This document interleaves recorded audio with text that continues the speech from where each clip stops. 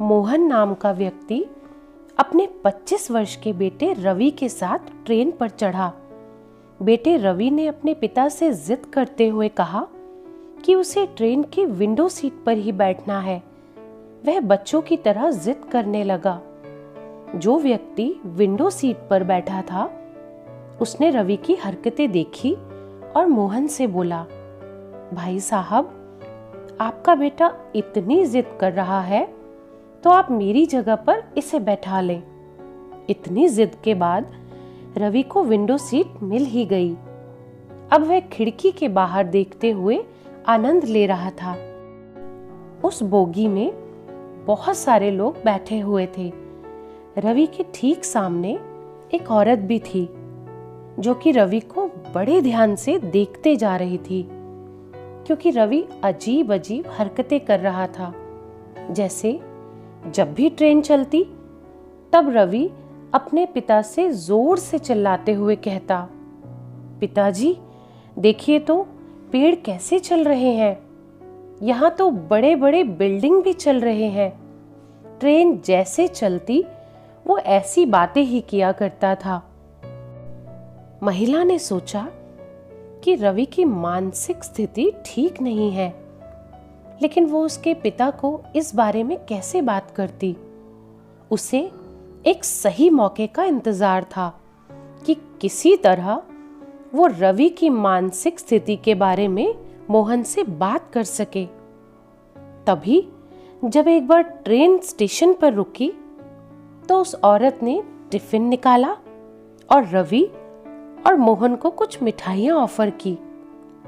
बातों बातों में उस औरत ने मोहन से कहा कि आप अपने बेटे को किसी अच्छे डॉक्टर के पास लेकर क्यों नहीं जाते। इसकी मानसिक स्थिति ठीक नहीं लगती। मैं एक अच्छे डॉक्टर को जानती हूँ।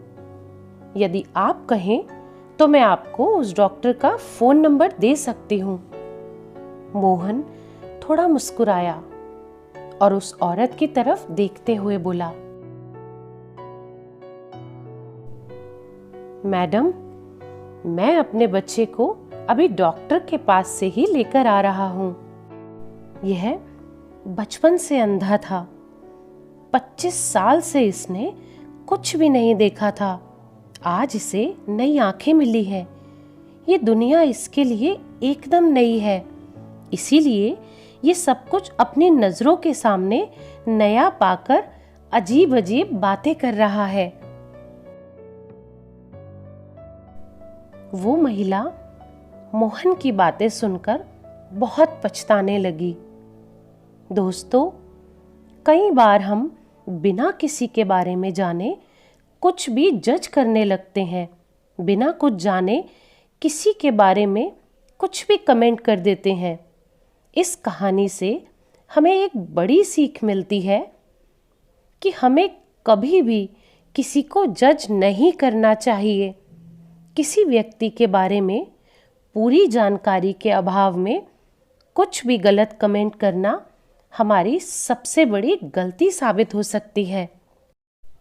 तो ये कहानी आपको कैसी लगी, कमेंट करके ज़रूर बताइएगा। और इसी तरह की और प्रेरणादायक कहानियाँ सुनने के लिए इस चैनल को सब्सक्राइब करें। धन्यवाद।